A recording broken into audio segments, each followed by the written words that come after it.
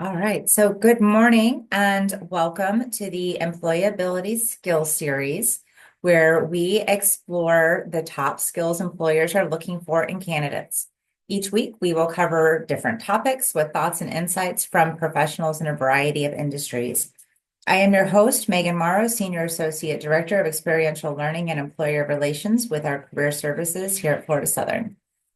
This is our first call for this semester, so I'm actually flying solo today. I do not have a guest, but we are talking about one of the most pivotal skills that you are going to be required to have when you go into the professional world. And a matter of fact, it's something that you need to start practicing and honing in your college career starting now if you don't have good skills. This is a way that you communicate, whether it's verbal or written, in whatever form that you're going to be using in your professional life. We need to make sure that you hone those skills. So, with the Employability Skills Series, if you need to have your attendance captured, I have the QR code, which will take you to Engage. Or if you're logged in on your phone and you can't scan the code, I also put the URL in the chat pod that you can click on and it will take you over to Engage and mark your attendance. I do not capture it during the call because obviously I'm busy hosting the call. So please make sure that you do either scan the QR code or you click on the link that I put in the chat pod. If you are using this as one of your career related events for my class for professional development, remember you need to do 3 videos to count for one event. All right. So again, I'm Megan Morrow. I am your host for today. I'm your host for every week. We're going to do this every Wednesday at 11 a.m. Like little micro learnings on what employers are looking for. So if you have any questions or any comments, please feel free to come off of mute if you want to, or just put it in the chat pod. I will do my best to continue to kind of monitor that as we go through the call. But again, if there's something that you want me to address, just let me know. I'm going to leave the poster up for anybody as they might come in throughout the call. So communication, why is this so important? Well, clearly it's how you get your message across. And the art of communication is being clear. It is being succinct in what you were trying to say. This isn't communication with your friends, your family, something where you're telling a story and you're giving a lot of maybe background information, or you're like me, like I'm pretty colorful in how I like to tell a story. I think I'm pretty funny. My kids will tell you that I'm not, but I love to have fun with either, talking or maybe writing. I've actually been published, so I do enjoy the gift of gab. But when you were talking about professional communication, you really do need to practice the art of getting to the point. You don't want to have all of this background information because people are going to just zone out. They're going to check out. If they're not trying to be entertained, if you are just trying to maybe ask a question or something like that, then you need to kind of get to the point, whether it is via, you're talking or you're on the phone or it's email or even kind of text. Different companies will have different ways that they require their employees to communicate. So I will tell you, here at Florida Southern, we have what's called Teams. So when I get in the morning, and I fire up my computer and I check my email, I also pull up Teams. So it's like a text stream, and I can talk to my entire team, or I can talk to just one person on my team. And that is more for just real quick. Hey, I just want to let you know I was doing this, or I have a quick question. Now, if it's something that requires a little bit more detail or something like that, then I would put it in an email. So when you are communicating with people on your team at work, there's a lot of things you have to ask yourself now. How do I want to get this message across? So if it is just a real quickie question that you want to do real fast, you could pop it in the Teams. Maybe you should just get up and walk over to the person's desk if you have a question for just one specific person.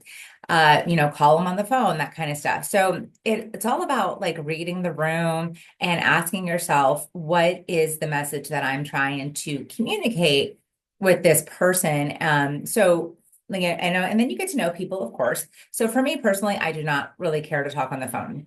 I almost find it like annoying when I get in the morning and I see the red light blinking on my phone that somebody left me a voicemail. I'm like, oh my gosh, send me an email. Like I don't want to talk on the phone. I don't know what it is that gets me all riled up, but I'm like, I don't want to talk. Again, if I don't answer my phone, my personal phone, it's like I can see you're calling. I'm clearly not picking up. You don't need to leave me a voicemail. Send me a text, send me an email. That's just, I mean, I'm a proud Gen Xer all the way, all day long, very proud Gen Xer, but I will tell you, there's something about talking on the phone. It just annoys me. So, but that's me personally. Obviously, I'm not going to, share that annoyance with, a student who calls or an employer who calls or my boss that might call me. Of course, I'm going to pick up the phone. But you have to ask yourself, what is the message I'm trying to get across? So every office is different. You'll find that if you guys go on to different campus to career tours or you job shadow, which we're calling externships, or you have an internship.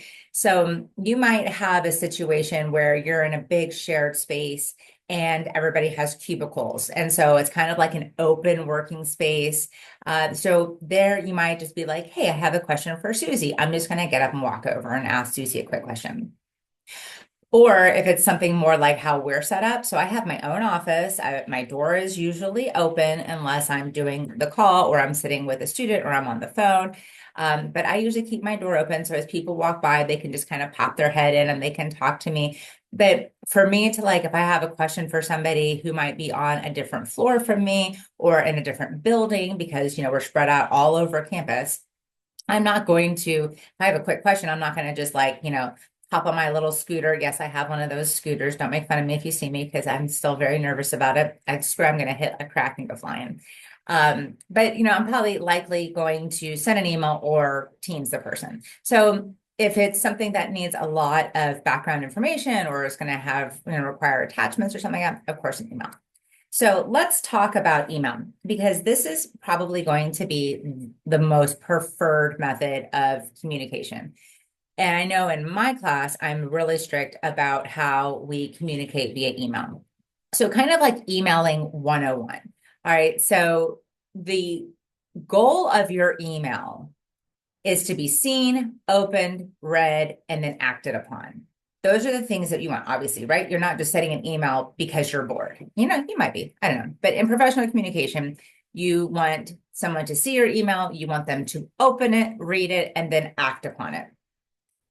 In order to get a response, think of this. Your email will be noticed and get the attention it deserves when it is written appropriately and professionally geared specifically to your audience. So what I tell my students, and this is something that I recommend across the board, not just in college, but specifically in college as you learn this, but when you start emailing professionally, I tell my students that first of all, you need to have a subject line. 100% when you open up an email, you need to have a subject line, which is that extra space before you get to the body of the email. You need to have some kind of greeting. You need to have a body of your email and then some kind of closing or sign off and then your signature. I would go in, I have a professional signature. If you email me, if I start an email or even if I respond to an email, I have it set up in my Outlook that it automatically populates my email signature. So it has my name, it has my title, it has the company I work for, it has my email address, my phone number. It even has a link to Handshake, which is what we tell you students to make an appointment with us on Handshake if you wanted to meet with anybody in the career services for, one-to-one. So those are super important that way I make it as easy as possible for somebody to respond back to my email and act upon my email. Again, those are the goals, right? Seen, opened, read, acted upon, that kind of stuff. So I want it to be super easy. So I have my phone number, my email, even though typically you just do reply and it goes to my email. But this way, in case of somebody sharing it or something like that, you can get a hold of me. I make it so easy so that nobody has any excuse to be like, well, I didn't know how to find you. I didn't know how to get in touch with you. So my signature has that. Even in my personal email, It has my name, my email, and my phone number. Again, just want to make it super easy for people to try to get in touch with me, especially if I'm asking them to do something, I'm asking for some kind of action in my email. All right, the subject line, I can never leave that blank. Your message will likely remain unopened. The reader's probably going to just skip over it, may automatically get filtered into spam. I know Florida Southern has a pretty strong filter. I mean, even people that I communicate with all the time keeps going into my Barracuda, which is our spam folder. So I have to go into that. It's super annoying. But I have to go into it. I have to like approve it. I have to email our IT people and be like, hey, whitelist this person means that they can email me. But if you do not have any kind of subject line, people are just going to assume that it's spam. There's like all of these things, and be very careful about phishing. Not like fishing, in the lake, but like PHISH phishing, which would be scam where people are asking you to download an attachment or click on a link or something like that. If you don't know the sender, do not under any circumstances download anything it tells you to or click on any suspicious looking links. Ways that you can do it, we could do a whole nother talk on this too, where just look at if anything's misspelled, in the email or something, those would be some indicators that it might be spam, but we're not going to go there today. All right. Stay away from stuff just like hello or please read, because again, that just is kind of cringy and it makes people feel like it is spam. Again, if you know the person, of course, if I'm emailing my dad or my sister or something like that, or, somebody on my team, I might forego that because it's a little bit more informal, but professional emailing, stay away from stuff like that, like hello, please read. You could say stuff like, could we set up a meeting? Requested resume for Matthew Lee. Questions from a fellow FSC alum, feedback on a report, maybe question about apartment listing, 123 Maple Street or something like that. What is it that you're emailing about? What is it? I would like to meet, follow up, something like that. So kind of get to the point. It's like a little prelude of what the body of the email is going to be. And so when people like me, for example, I get in the morning, first thing I do is open up my email. On a good day, I might only have 10 or 15 emails from the night before. But if it's like the weekend or it's been a little bit of a break, I might have 30 or 40 emails. And I'm kind of scanning. I want to see what can I address quickly? Is there anything that's time sensitive or something like that? And those subject lines are going to help me filter out. It's almost like triage, like email triage. What do I need to attend to immediately? What can wait? So pro tip, if you are applying for a job via email, if you saw it on LinkedIn, on Handshake, on Indeed, whatever the message boards you like to look at, make sure that you follow the instructions on the job description, because they might tell you to send an email to Susie Smith. Here's her email, and make sure that you include your name, always follow the directions. But if say there are no directions, it just says, send your resume to Susie Q.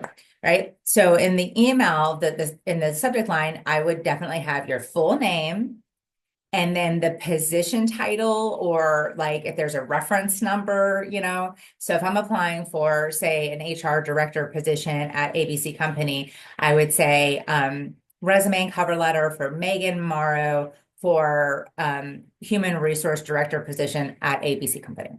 And make it very clear why I'm sending this email. But make sure you follow the directions, because they could have, make sure you reference this, use this reference number, something like that. Because if you can't follow the directions in the job description, they're immediately going to be like, this person can't follow directions. You're not even going to get the interview, let alone they're going to think, if you can't follow directions on a simple application, how are you going to follow directions when you're working? So keep that in mind. You can skip the subject line if, say, you're responding back to somebody, you're hitting reply.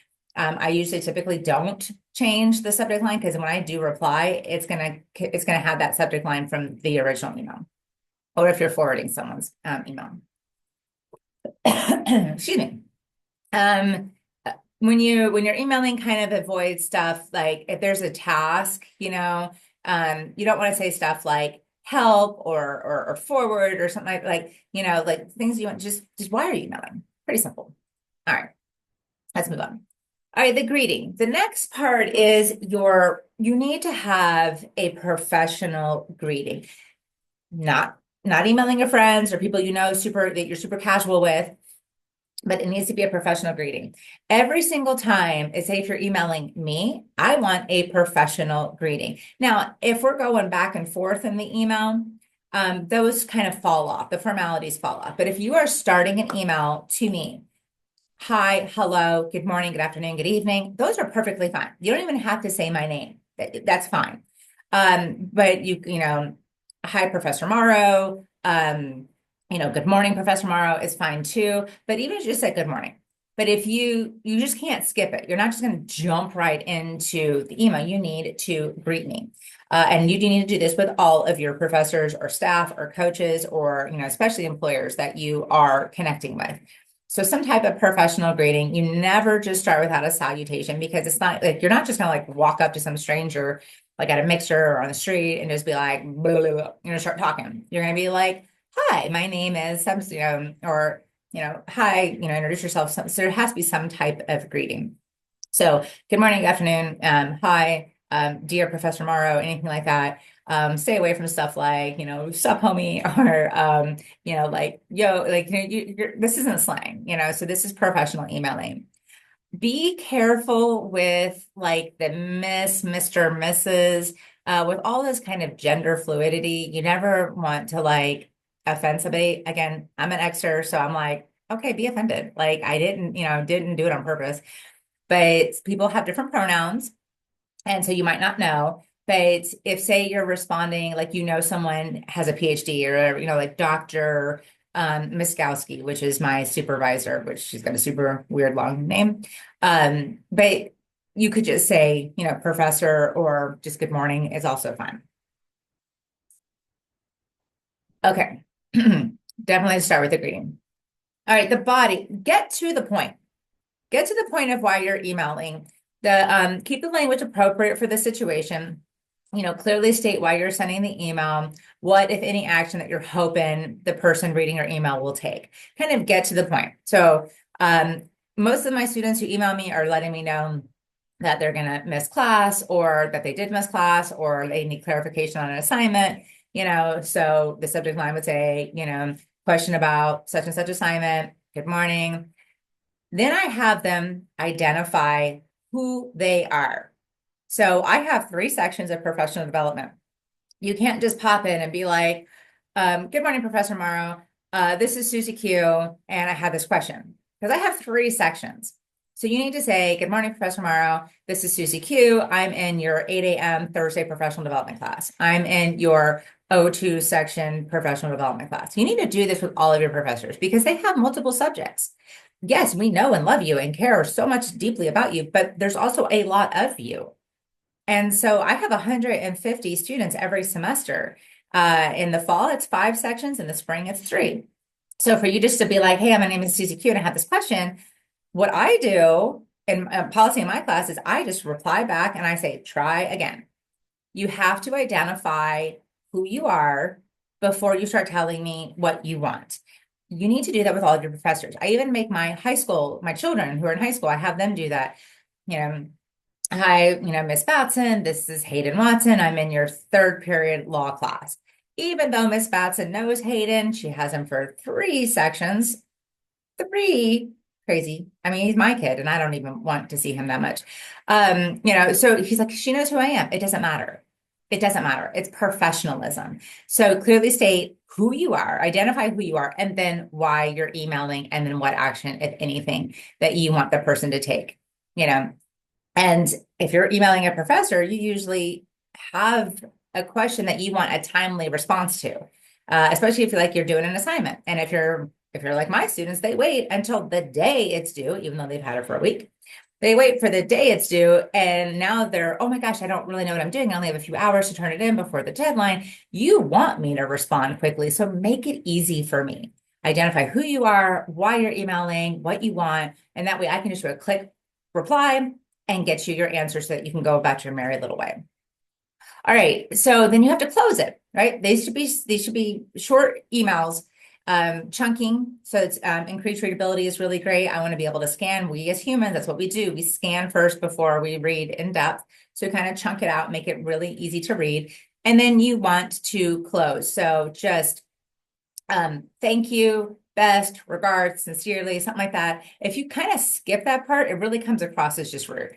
Imagine just like you're in, in the middle of a conversation in person and then you're just like out, so have some kind of closing. Thank you. It doesn't have to be like super, in depth. Mine's always just thank you.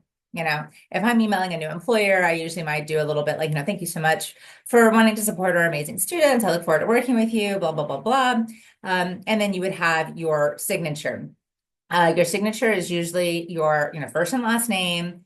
If you have specific pronouns, that's kind of become the norm these days. You might want to add your pronouns if they're different from what your name would assume is a specific pronoun. I don't know a whole lot of male Megans, but there are a lot of gender neutral names. Dakota, Casey, Kelly, Lee. If it's something where people are unsure, you might want to put your pronouns in.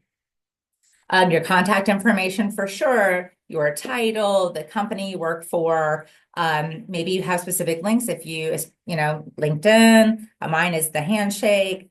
So something like that. And again, even my personal email has my full name, my phone number, and my email address. And you can do that for work, and I would also highly recommend that you would have a separate like email for applying for jobs or correspondence with employers. You could use your Mox email for sure if you want. Just remember that you won't have access to that after you graduate. So I would just create a Gmail account. They're totally free. You could have several different accounts. I do. I have a personal one. I have one that is more professional. Then I have another one. Like if I have to put my email address in before I can like move forward, maybe I'm perusing a site or something like that. I kind of have like a dummy email that I never check, but you have to have something in there. But make sure it's like professional. You don't want like, too hot to handle at Gmail or something like that. It needs to be like your first and last name.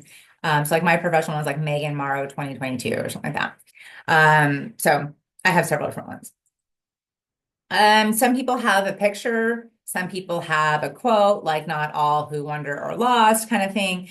Perfectly fine, not a big deal. It's, just know your audience is probably the main thing I will tell you is make sure that you know your audience. Okay, so some tips to kind of wrap all this up. Keep it concise, make sure it's short and to the point. Add a personal touch. You want to be pleasant and friendly. A lot of times if I'm starting a new email, especially if it's like, towards the end of the week or the beginning of the week, I might be like, good morning. I hope this email finds you well. That's a good standard. That's a good go-to. Good morning. I hope you had a nice weekend. If say I'm emailing on a Monday, or I hope you have nice weekend plans that you're looking forward to if I'm emailing on a Friday. But some kind of just, I'm pleasant, because, especially if you're asking someone to do something and you just like jump right into it, could kind of come like off-putting. But you also want to get to the point. You don't want to be like drone on and on and on about your weekend plans. Now, I have people like that I communicate with, like, so for example, CLA, Morgan over there, or Michelle at Summit, or Greg at Auto Owners. They are our, employer partners. Theirs was professional emailing, but we know each other. We know each other on a little bit more of a personal, basis. So I know like Alex, for example, over at Visit Central Florida Sports just had a baby. So, or his wife had a baby, actually, I should say. But, so like when I email him, like, hi, Alex, good morning, Alex. How's the baby doing? Are you guys getting enough sleep? Something like that, and then I'll go into it. But just be concise, get to the point, make sure that you say exactly what, why are you emailing? I'm not going to drone on and on and on about kids and sleep schedules and stuff like that, because Alex is a working, professional, and he's like, I got to get to work. Okay, so let me show you. We got just a few more minutes. I am going to show you what not to do. And this cracks me up. This is a for real email that I got from somebody, and I'm going to share it with you. So I'm going to stop sharing that. I'm going to share this with you. You guys are going to just crack up. This, I kid you not, is an email I got. There was no subject in the subject line. There was no greeting. There was no introduction whatsoever. So I literally call this email no-no. All right. This legit is what I get. I'm trying to grasp at anything that will help me land a better job. Job isn't a career opportunity, not as I'm flipping burgers or digging ditches. I've already done that. I have no idea who this person is. So you go on, you can read this, you go on, there's all this random capitalization, all these ellipses. I mean, it's like this person is yelling at me. She goes on, I've tried as a Publix art director, Publix office clerk, public. Oh my gosh. Then she's randomly abbreviating words. Marketing coordinator, I'm assuming, county clerk, blah, blah, blah. Just very bizarre. Look at this paragraph here. I don't want to deal with children. I don't want a human DR office. I mean, what is this person even talking about? So this is a really email I got. So I respond, and I only knew, of course, I changed her name. I only knew it was Jane from the email. So it was like maybe Jane Smith at Hotmail or something. So I respond back with like, hi, Jane, I'm happy to help, but you've caught me off guard. From your resume, I see that you're an FSC grad because she did attach her resume. I was like, oh, wow. Now she graduated in 02. So she's in her 40s. But I'm like, you got to help me. And I kid you not, when I first got this email, I was like, am I being punked? Like, well, what's happening here? I even reached out to my colleagues via my teams. I was like, hey, has anybody worked with this Jane Smith person? I have no idea who the person is. She had a graphic arts degree, so she shouldn't even been communicating with me because I work with only the business professionals, but it's okay. No big deal. I wanted to just figure out what could I do? So of course, I'm happy to help, but I have no idea who you are or what you want from me. There was no call to action. There was no, she basically hit all the things you're not supposed to do. So then she responds back. Hi there. Yep, I'm James Smith. Yep, you don't know me yet. Going on. I'm like, good Lord. She goes on. Again, there's grammar, there's spelling errors. You've got to proofread, guys. You've got to proofread. I'm looking at this is so completely unprofessional. Why is she capitalizing all these random, I mean, just going on? And I feel like she is yelling at me. Okay, she goes on. If you see at the bottom, don't be afraid to text or call or whatever. And I'm thinking to myself, oh, honey, I am terrified to text or call. So that will not be happening. So I respond back. You don't have to read this. This goes on. I'm very professional. I give her some of my recommendations and my tips. I even share a job that I had from an employer. She goes on again, and she's just, oh my gosh, like, yep, you hit the nail on the head in your last paragraph. I believe my keywords are not powerful enough. More ellipsis, blah, blah, blah, blah, blah, blah. Even though I produce, achieve, and exceed, not and, using the same skill set. The other problem I believe is I'm marketing to a higher manager, what? That don't know nothing about design, question mark, dot, dot, dot, dot, dot, dot. What is this? So I did not respond to this last email. I was like, we are done here. So this is the kind of communication that you do not want to do because you could end up on a podcast being made fun of. I use this as a great example of just what not to do. Now, I wish the best for this person, and I'm sure she's delightful in person. I'd never had the opportunity to meet her, but just the communication between, what she was sending me, she didn't deserve my professional time. So that is what will come across to employers, to professors, to anybody that you are emailing or communicating with. So make sure that you have, when you email somebody, that you have a subject line that pretty much sums up why you're emailing. You need to have a greeting. And if you don't know this person, and this is the first time you're emailing this person, identify who you are. If you are emailing a professor, remember, follow my recommendation because this will come across very impressive to your other professors, and it makes it easier for them to get the information back to you. If I have to stop and figure out who Susie Q is, what class she's in, and go through all of my rosters and try to find her so I know what section, so I can get now on to Canvas and find the classes she's in and see what she's talking about, unlikely that's going to wait. I'm going to hit the other things that are easy for me to do. We as human beings like to, that's easy. Let me just tick off these other things and then I'll get, over to the hard stuff. So subject line, some type of salutation or greeting, identify who you are, get to the point. Why are you emailing? Your call to action of some sort. Close it. Thank you, regards, sincerely best, and then your email signature. And as you reply, if they reply back, some of these formalities will drop off. So, if I'm emailing a student and this is like now the second or third time that we're replying back, I'm probably going to drop the salutation. We're just going to get right into it. Somebody's asking me a question back and forth, those kind of formalities drop off. But in the beginning, keep it formal. All right, guys. So that is our first employability skill series on communication. I'm going to put this back up here for you again.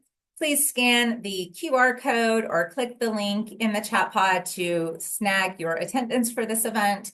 You can email me, stop by my office. I'm on the third floor of Becker if you would like to speak about anything that we talked about, or please feel free to make an appointment with me on Handshake. If not, thank you for coming. Have a wonderful rest of your Wednesday, and hopefully I will see you in the next episode.